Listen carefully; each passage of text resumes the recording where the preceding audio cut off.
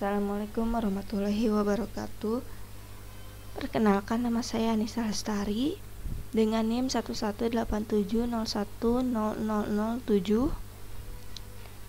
Di sini saya akan membahas tentang mata kuliah Inventory Control menggunakan mind map yang telah saya buat dari pertemuan 2, 3, dan 4.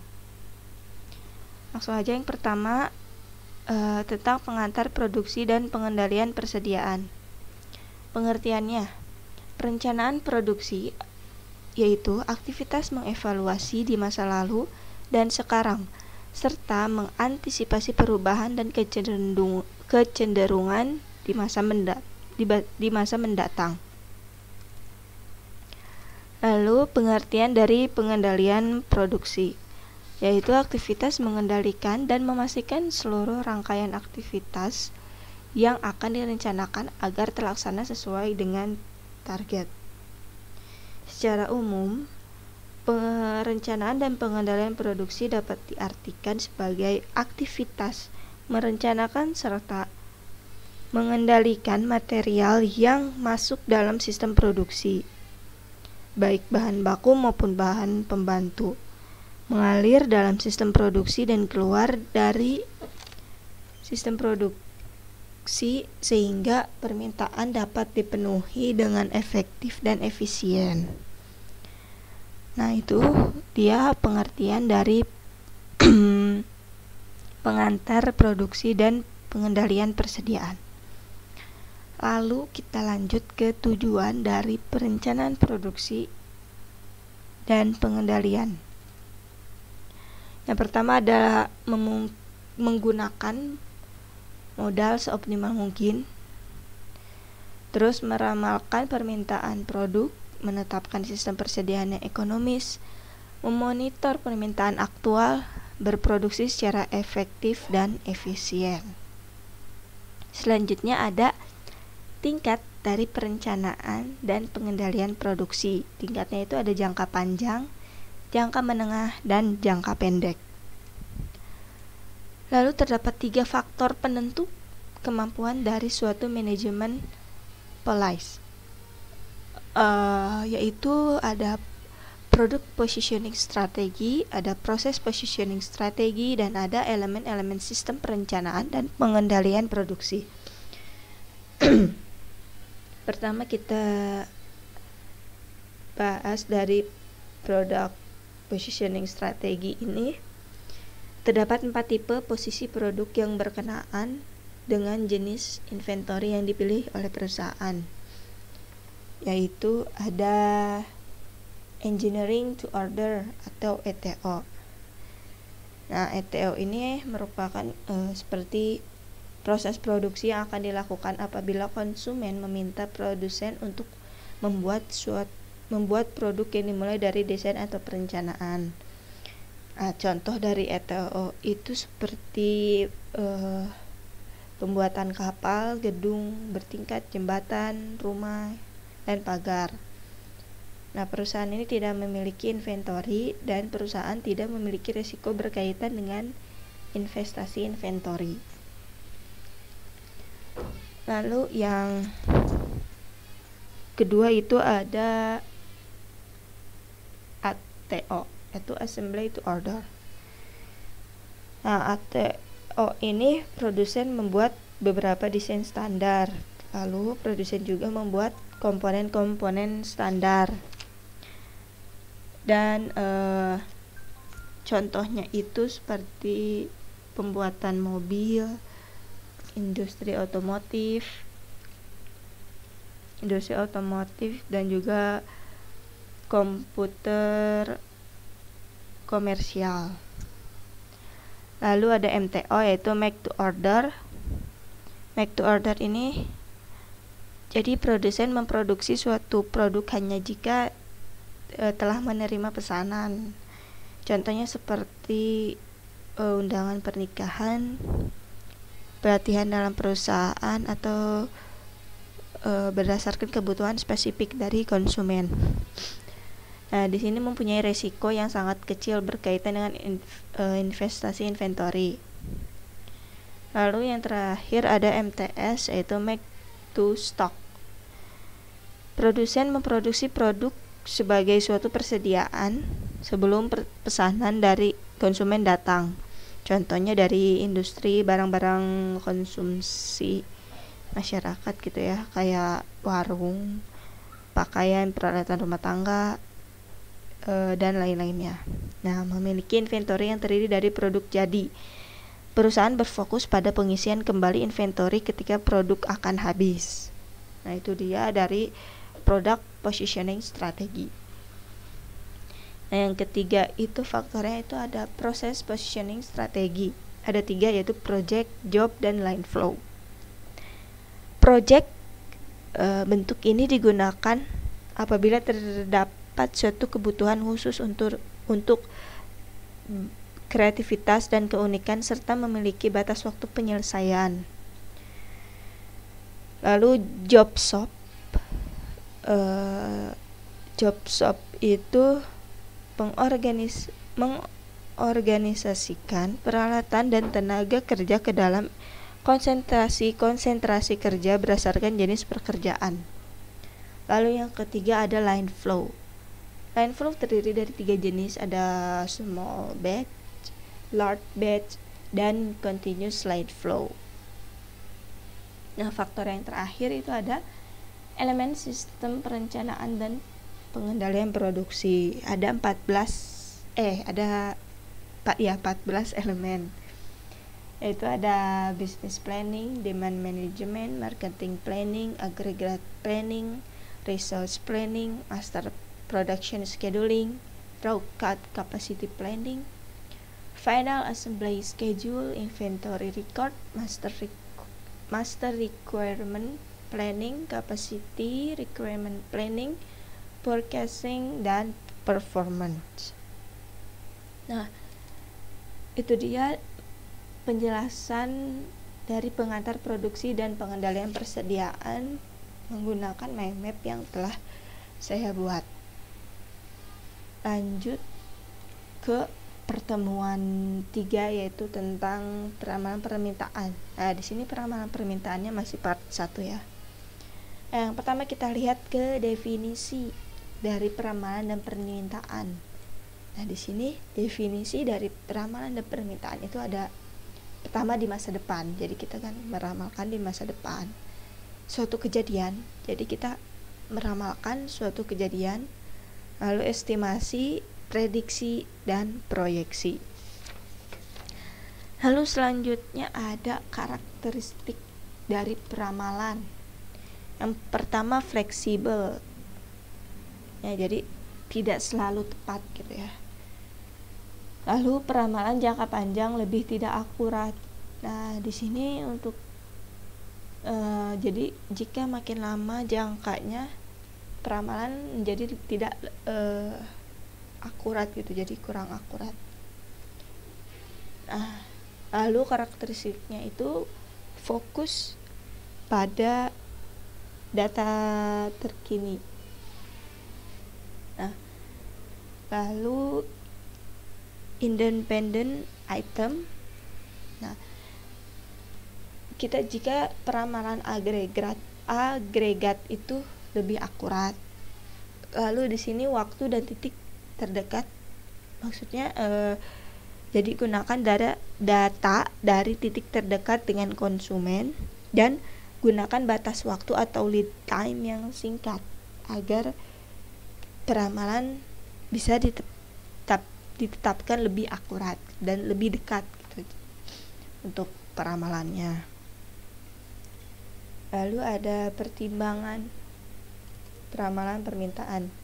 Itu mudah dipahami, menggunakan biaya efektif, tepat waktu, tidak terpengaruhi, responsif terhadap perubahan, tidak bias, dan akurat. Lanjut ke klasifikasi. Nah, klasifikasi dari peramalan itu ada dibagi menjadi 2, ada kuantitatif atau bisa disebut secara statistik, dan ada kualitatif, bisa disebut secara judgmental. Nah, untuk kuantitatif itu ada kausalitas dan proyeksi. Nah, untuk kualitatif itu merupakan dari penghimpunan sebuah opini dan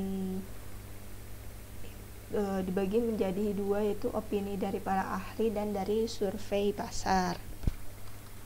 Nah, itu dia mind map untuk peramalan permintaan part 1.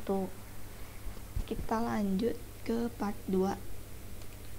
Nah, di sini peramalan permintaan part 2.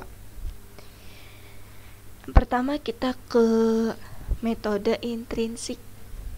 Nah, metode intrinsik itu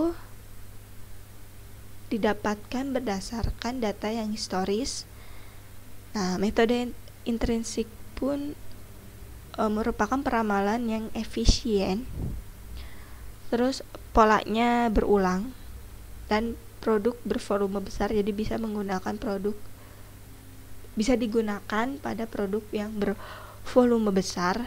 Lalu di sini jika untuk peramalan jangka panjang kita bisa menggunakan metode intrinsik ini. Salah satu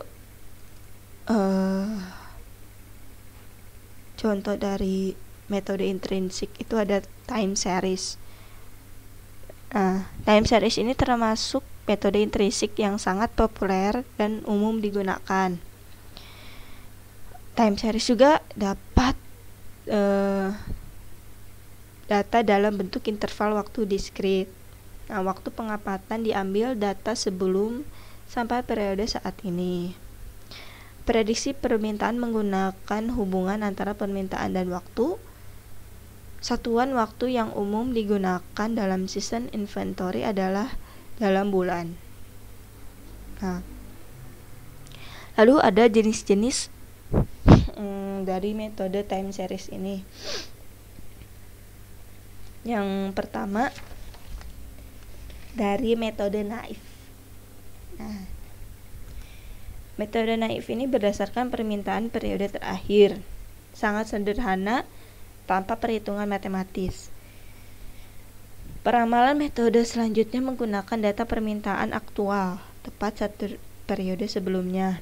Metode ini digunakan pada saat diharapkan permintaan selanjutnya sama dengan data terbaru. Cocok untuk data permintaan yang lebih variasi sangat kecil dan periodenya. Metode ini digunakan pada saat diharapkan permintaan selanjutnya sama dengan data terbaru. Nah, lalu ke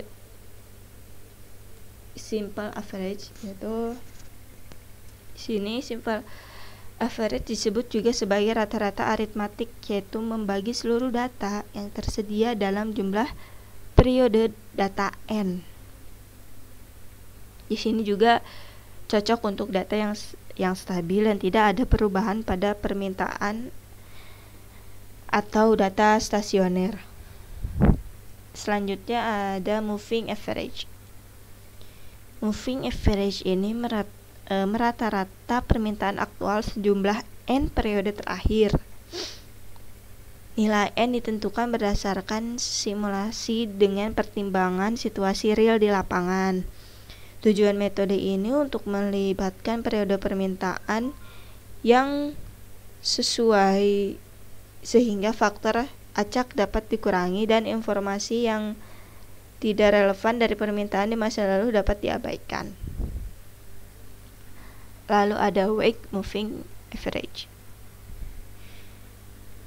Moving average memberikan bobot yang sama pada setiap n periode, tapi pada metode ini setiap data diberikan bobot yang berbeda.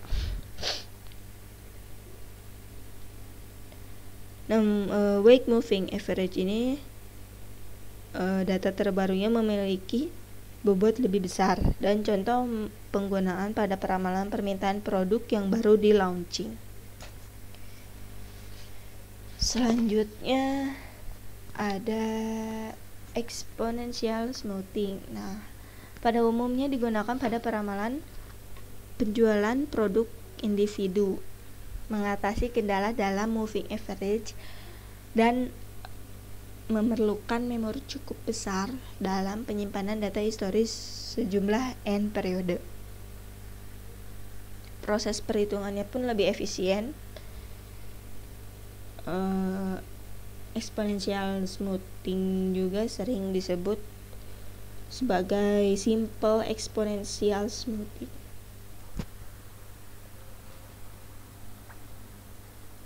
Lanjut ke smoothing dengan exponential smoothing dengan tren. Exponential smoothing dengan tren ini menggunakan satu konstanta smoothing yaitu alpha,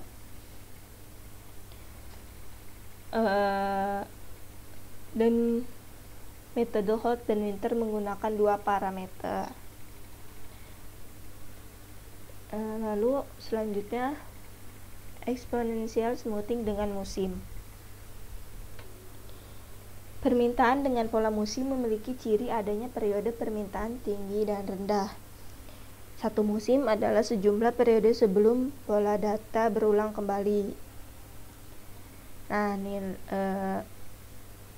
indeks musim digunakan untuk menyesuaikan peramalan dengan pola musim. Lalu selanjutnya ada penggabungan dari tren dan musim, yaitu eksponensial smoothing dengan tren dan musim. Nah, model peramalan yang bagus dapat memberikan proporsi parameter dasar permintaan musim dan tren yang konstan untuk merepresentasikan perilaku data. Nah, itu dia tadi jenis-jenis metode dari time series. Nah, time series itu termasuk ke metode intrinsik tadi. Lalu selanjutnya ada metode ekstrinsik. Nah, jadi metode ekstrinsik ini ada faktor eksternalnya. Nah,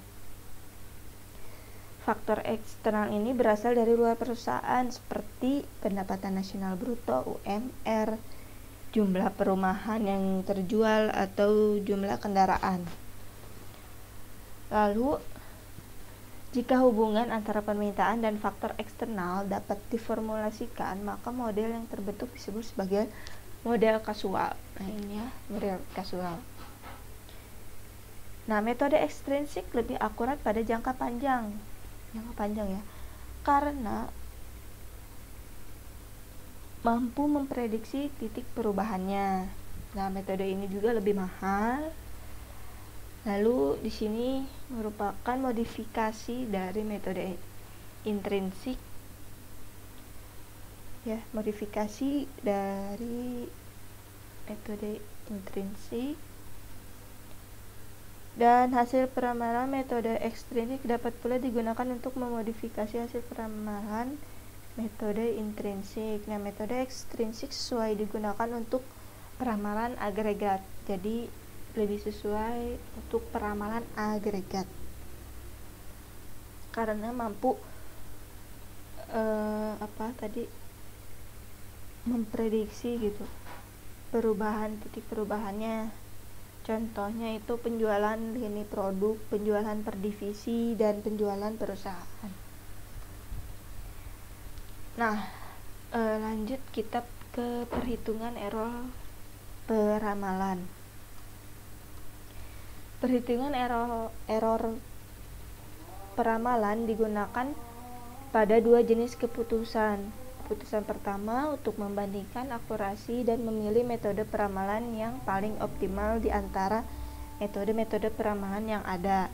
Keputusan kedua adalah untuk mengevaluasi seberapa mendekati kenyataan atau keberhasilan atau kegagalan dan mengukur reliabilitas suatu metode peramalan. Nah, jenis pengukuran error itu yang pertama ada MAD, yaitu Mean Absolute Deviation. Nah, Mean Absolute Deviation ini tipe errornya deviasi Lalu ada MSE, mean square error, tipe errornya juga deviasi. Lalu ada MAPE, yaitu mean absolute percent error, ini juga tipe errornya deviasi. Lalu ME, mean error, tipe errornya itu bias. Lalu mean percent error, MPE, yaitu tipe errornya bias. Lalu yang terakhir tracking signal, TS, dengan tipe errornya bias juga. Nah, mungkin cukup sekian penjelasan mind map yang telah saya buat dari pertemuan 2, 3, dan 4. Mohon maaf apabila ada kesalahan. Wassalamualaikum warahmatullahi wabarakatuh.